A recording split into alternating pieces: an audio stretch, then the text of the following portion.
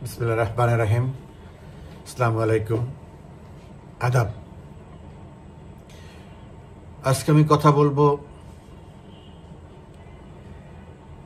Doctor ইউনূসের বেহায়াপনা, মর্মান্তিক নির্লজ্জতা এবং আমাদের কয়েকজন রাজনীতিবিদদের তাদেরও নির্লজ্জ বেহায়াপনা নিয়ে। তার আগে একটা কথা বলতে চাচ্ছি, সেটা হচ্ছে গত পরশুদিন মাইলস্টোনের দুর্ঘটনার পরপরই ভারতের প্রধানমন্ত্রী নরেন্দ্র মোদী শোকবার্তা পাঠিয়েছেন, সমবেদনা জানিয়েছেন, অনেকেই জানিয়েছেন এবং যে কোনো ধরনের সহযোগিতার হাত বাড়িয়ে দিয়েছেন। এবং বাংলাদেশ থেকে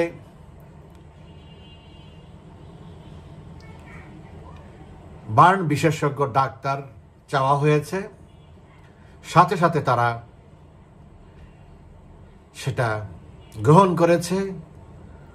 ডাক্তার, বিশেষজ্ঞ ডাক্তার, নার্স, বার্ন হওয়া মানে পুড়ে যাওয়ার যে সমস্ত ঔষধ বা যেসব জিনিস খুব জরুরি দরকার এবং কিছু ইকুইপমেন্ট সব সহ তারা চলে আসতেছে। সম্ভবত আজকে তারা পৌঁছে যাবে। এই কথাটা বলার একটা উদ্দেশ্য আছে।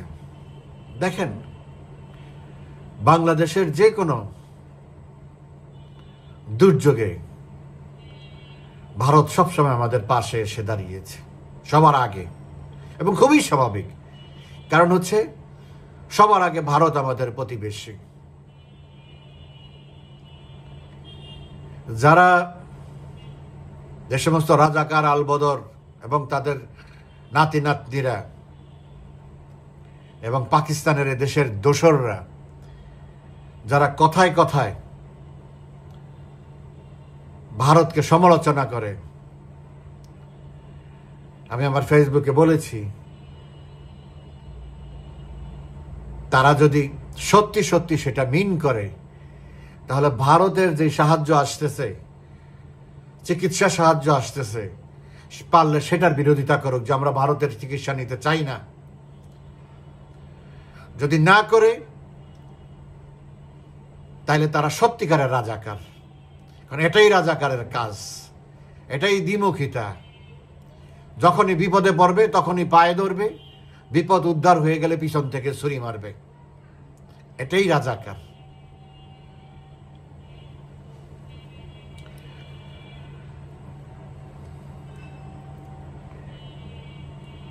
দেখেন, যেখানে সারা জাতি শোকে মুহ্যমান, শোকার্ত, বহু মা, শুধু মাইলস্টোনের না, সারা বাংলাদেশের, সারা বিশ্বে বাঙালিরা ছড়িয়ে আছে, সেখানে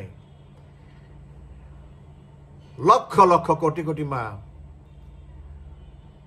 ঠিকমতো ঘুমাতে পারছে না, মুখে খাওয়া নিতে পারতেছে না। এইসব দেখে, এই বিভৎসতা দেখে, এই বাচ্চাদের এই করুণ অবস্থা দেখে, সেই সময়ে ইউনূস যমুনায় গতকাল রাতে 4 দল, ওই আবার সেই 4 দল, সেই 2001 থেকে 2006-এর কলঙ্কজনক, বাঙালির ইতিহাসের কলঙ্কজনক অধ্যায়ের সেই 4 দল, আবার ওই তারাই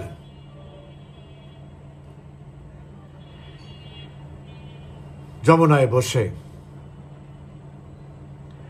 মিটিং করে। আমি তো ভেবেছিলাম তারা রাজনৈতিক দলের সাথে পরামর্শ করার জন্য এই সংকটে কিভাবে কি করা যায় না, তারা সেখানে বসেছে, তারা বাতাসে বারুদের গন্ধ পাচ্ছে,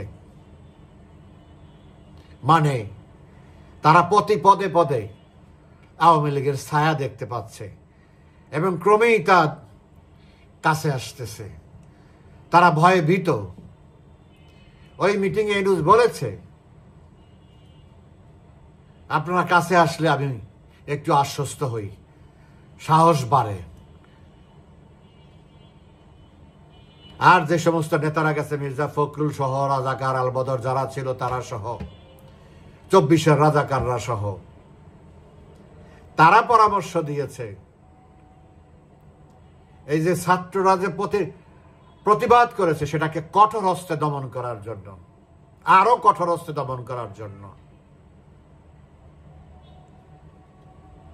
আর সবার শুরুতে আপনারা দেখেছেন ইউনূস তার আগের দিন খুব আবেগপ্রবণ হয়ে 5 মিনিটের একটা মেসেজ টেলিভিশনে, রেডিওতে, ফেসবুকে সে ছেড়েছে, প্রচার করেছে। সেই ইউনূস আজকে এই সভা শুরুর পূর্ব মুহূর্তে সে দাঁত বের করে হাসতেছে।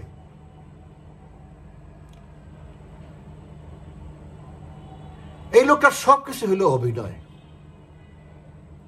আমি সবসময় একটা কথা বলি, বাংলাদেশের প্রতি, বাংলাদেশের মানুষের প্রতি সামান্যতম মায়া, মমতা, ভালোবাসা কিচ্ছু এই লোকটার নাই।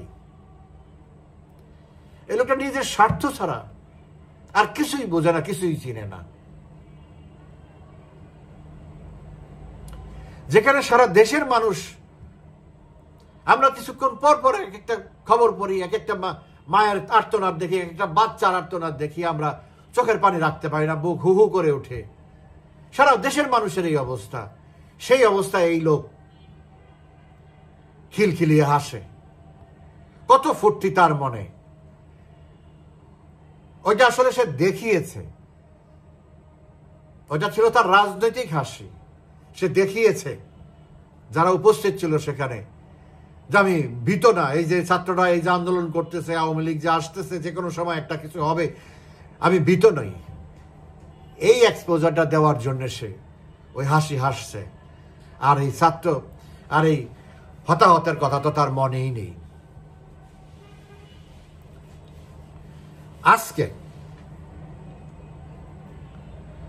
আবার আরো কিছু রাজনৈতিক, ছোটখাটো রাজনৈতিক দলের সাথে, এদেরকে আমি কাজকি রাজনীতিক বলি, এদের সাথে আবার আজকে সভা করেছে 13টা রাজনৈতিক দলের সাথে। সেখানে সে বলেছে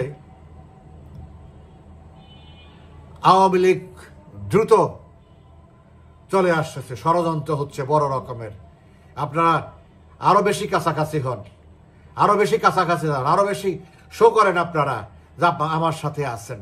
এই হলো তার আজকের বক্তৃতা।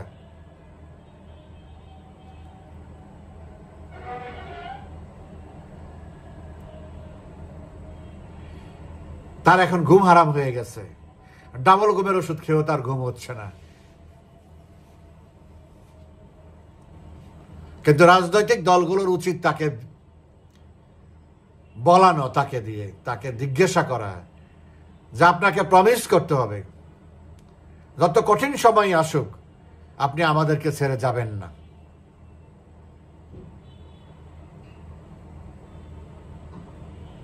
কিন্তু ইউনূস এটা রাখতে পারবে না, কারণ সে জানে কি হচ্ছে।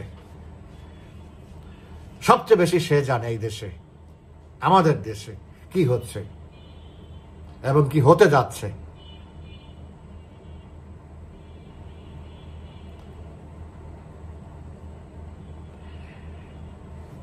মাইলস্টোনের এই মর্মান্তিক ঘটনাকে সে যেভাবে ডিল করেছে, এটা নজিরবিহীন। পৃথিবী ইতিহাসে নাই কোন রাষ্ট্রপতি, সরকার প্রধান কোন বক্তব্য দিয়ে, কোন মেসেজ দিয়ে সেটা আবার ডিলিট করা বা প্রত্যাহার করা। ইউনূস সেই রেকর্ড করেছে। এর সবসময় ধান্দা হইল পয়সা, কোনো ফাঁক ফোকর পেলেই সেটা পুঁজি করে সে ধান্দা করে, পয়সার ধান্দা করে।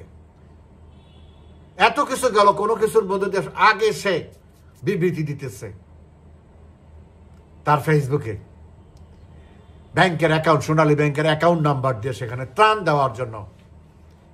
গত 15 বছরে এই ঘটনা ঘটে নেই। আমি আমার ফেসবুকে একটা পোস্ট দিয়েছি এটার ব্যাপারে,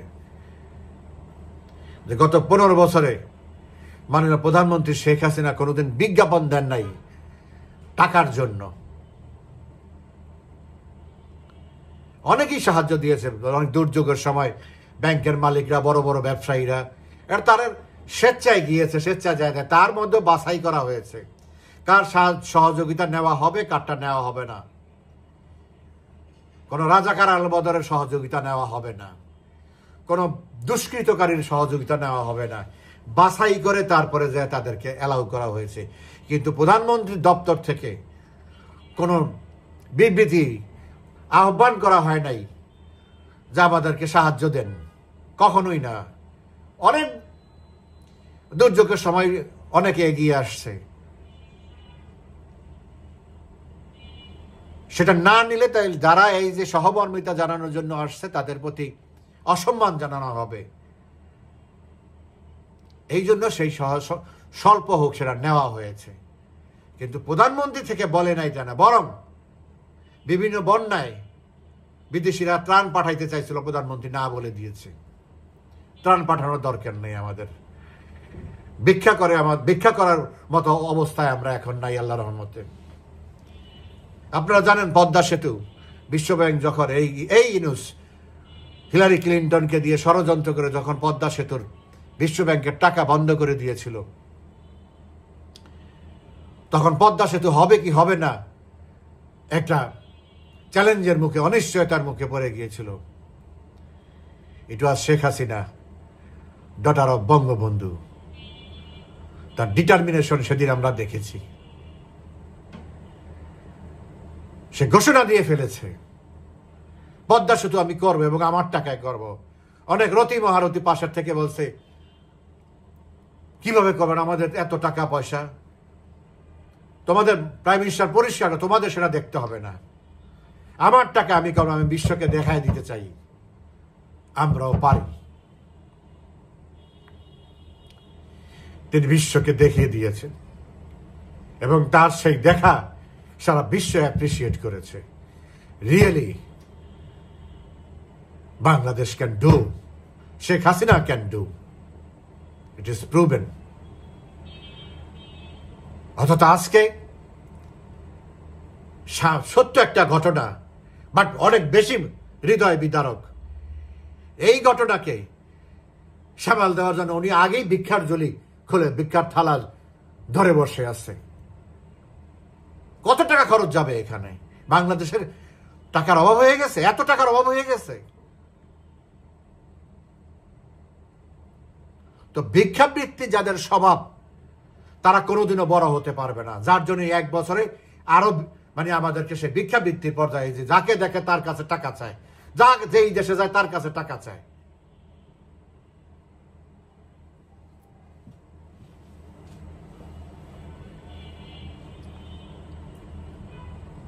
শেখ হাসিনা তো লোন করেছে, পৃথিবীর সব দেশে লোন করে এই দেশকে গড়ে তুলেছে। আর এরা গত এক বছরে, এই গত এক দেড় মাসের মধ্যে প্রায় 5 বিলিয়নের মতো তারা বিশ্বব্যাংক, IMF, ADB, ICB, জাইকা এদের কাছ থেকে হাতে পায়ে ধরে প্রায় 4.5 বিলিয়নের মতো এনেছে। এরা কি এই টাকা দিয়ে কি করবে? কোনো প্রজেক্ট করবে? কিছুই করবে না। অবকাঠামো করবে? কিছুই করবে না। তারা তো ঘোষণাই দিছে যে কোনো প্রজেক্ট করা হবে না। শেখ হাসিনা যে উন্নয়ন করে গেছে, যে অবকাঠামো করে গেছে, 2-5-10 বছরে না করলেও এটা ভেঙে পড়বে না দেশ। যে বিদ্যুতের ব্যবস্থা করেছে, আরো 10 বছর বিদ্যুৎ না হলেও কিছু করা যাবে না, কিন্তু 10 বছর পরে দেশটা বসে যাবে। বিদ্যুতের চাহিদা প্রতিদিন বাড়তেছে, কিন্তু 1 মেগাওয়াট বিদ্যুৎ বাড়তেছে না। একটা বিদ্যুৎ প্রকল্প করতে গেলে 3.5 থেকে 4 বছর সময় লাগে। এরা আগের গুলোই মেনটেনেন্স করতে পারতেছে না। একজন আমাকে বলে, আমার এক খুব ঘনিষ্ঠ লোককে বলে, আমার স্ত্রীকেই বলে, আমি বলে দিচ্ছি, আমার স্ত্রীকে বলে যে এখন তো রোজায় তো খুব ভালো ছিল। তো আমি বললাম তুমি কি বলছো? আমি বলি নাই। বলে যে আমি বলি নাই। বললে তো আবার একটু মাইন্ড করবে, এই জন্য আর বলি নাই, আমার তার একটু মুরব্বী টাইপের। আমি কি বলতা যে বিদ্যুৎ যে যায় নাই, ইনুস কি 1 মেগাওয়াট বিদ্যুৎ উৎপাদন করছে বাংলাদেশের জন্য? বিদ্যুৎটা আসছে কোত্থেকে? শেখ হাসিনা করে দিয়ে গেছে, সেইটা চালাচ্ছে। তা আজকে ছোট একটা ঘটনা ঘটলো, সেইটার জন্য সে ভিক্ষার ডাল পেতে বসে আছে। তো এরা দেশকে উন্নতি করবে কিভাবে? এদের নজরই হইল নিচের দিকে। আবার সেটা মানুষ যখন সমালোচনা করেছে, আবার সেই সাথে সাথে সেটা প্রত্যাহার করছে সে ভিক্ষাবৃত্তিকে। আজকে প্রথম আলোর একটা গোল টেবিল হয়েছে, 2 দিন আগেও হয়েছে, 2-3 দিন আগেও হয়েছে। এবং দেশের তথাকথিত সুশীল যারা দেশটাকে আজকে এই পর্যায়ে আনার জন্য প্রথম দায়ী, মানুষের মাথাকে যারা নষ্ট করেছে, বিভ্রান্ত করেছে, আজকে তারাই শুধু মুখে বলা বাকি আছে আমরা ভুল করেছি, আর সবই বলতেছে। এই দেবপ্রিয়রা, এই সিপিডির মুস্তাফিজ, এই হোসেন জিল্লুর, এই ব্যারিস্টার সারা হোসেন, অমুক তমুক যারা আছে, এই সবাই তো সোচ্চার ছিল শেখ হাসিনার বিরুদ্ধে উন্নয়নে। আজকে সবাই আবার সোচ্চার হয়েছে। এটা একটা অপদার্থ সরকার, তারাই বলে। এটা কোনো সরকার না। দেবপ্রিয় তো বলেই দিয়েছে, এত অবুঝ, এত শিশু সরকার পৃথিবীতে তার জীবনে সে আর দেখে নেই। আজকে বলছে সরকারের মধ্যে সরকার আছে। আর সারা হোসেন বলছে, ব্যারিস্টার সারা হোসেন, ডক্টর কামাল হোসেনের মেয়ে, বিশিষ্ট মানবাধিকার কর্মী, তারা তো এত ভোকাল ছিল মানুষকে। এইসব লোকগুলোই কথা বলে হয় কি, কিছু কিছু লোক আছে যারা খুব বেশি রাজনৈতিক সচেতন না, সহজ সরল, এদের এমন স্ট্রেচারের লোকেরা এদের কথা বলে, কিছু না কিছু লোক তো মাথায় নেয় যে এই যখন এই কথা বলছে নিশ্চয়ই সত্য। আজকে সেই ব্যারিস্টার সারা হোসেন বলতেছে বিচারপতিরা আগে দেখে কার মামলা, কোন উকিল মামলা ডিল করতেছে, কোনটা বললে আবার তার চেয়ার চলে যাবে, তার চেয়ার রক্ষে রায় লেখা তো দূরের কথা। এটা হলো ব্যারিস্টার সারা হোসেনের কথা। আজকের তো দেশ আজকে কোন পর্যায়ে চলে গেছে? বিচারপতিরা স্বাধীনভাবে বিচার পর্যন্ত কথা, উকিলদের চেহারা দেখে তারপরে তাদের কেস ডিল করতে হয়।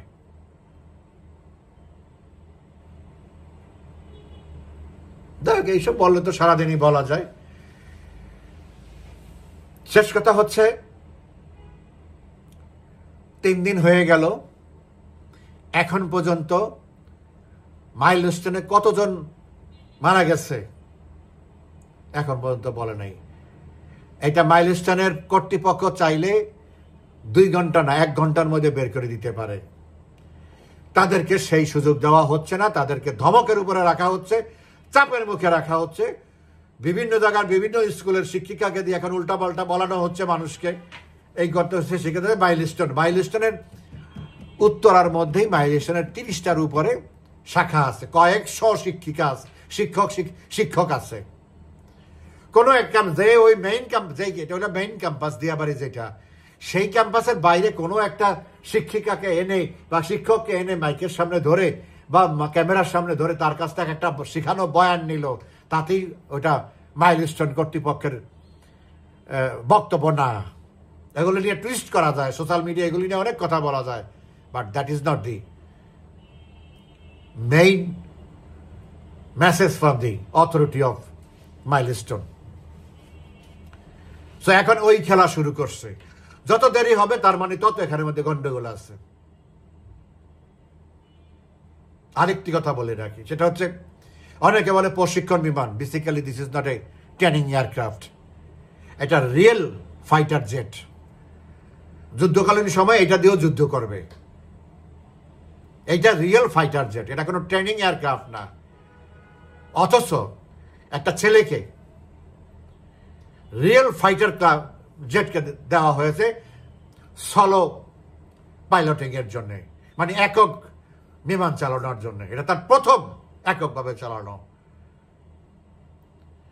তো এই মৃত্যুর জন্য যতটা না দায়ী পাইলট, তার চেয়ে বেশি দায়ী হলো তার ইনস্ট্রাক্টর। তাদেরকে বিচারের আওতায় আনতে হবে।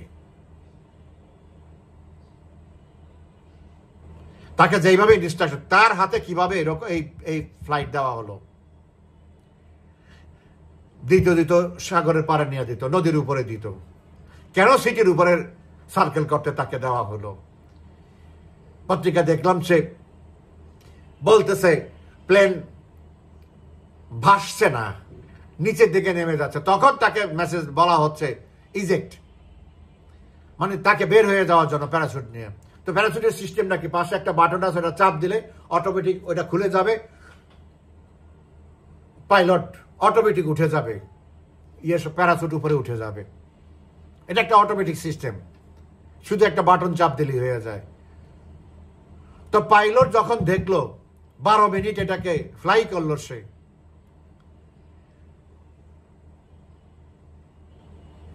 12 মিনিট ফ্লাই করার পরে সে একটা স্কুলের মধ্যে নিয়ে ছেড়ে দিবে বিমানটা, বিমান উঠতেছে না, কিন্তু বিমান টার্ন করতেছে ডানে বায়ে। সে একটা বাগানের মধ্যে প্যারাশুট দিয়ে উঠবেই সে ডিসাইড করছে, সে উঠতো, কিন্তু একটা বাগানের উপরে, গাছপালার উপরে ফেলে দিত বিমানটা, ওইদিকে মুভ করাইতো। এইসব সত্য কোনোদিনও বের হবে না। সেই জন্য আমি বললাম যে যতটা না পাইলট দায়ী, তার চেয়ে বেশি দায়ী হলো তার ইনস্ট্রাক্টর এবং কন্ট্রোল রুম, যারা এটা ম্যানেজমেন্টে ছিল।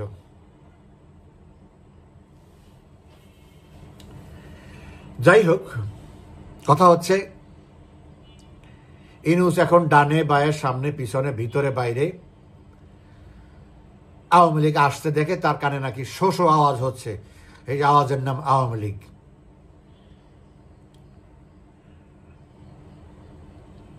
এখান থেকে তো তার শেষ রক্ষা হবে না। আওয়ামী লীগ আসছে,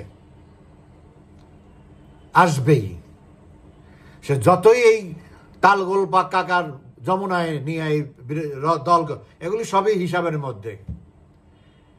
সব 5 তারিখে যারা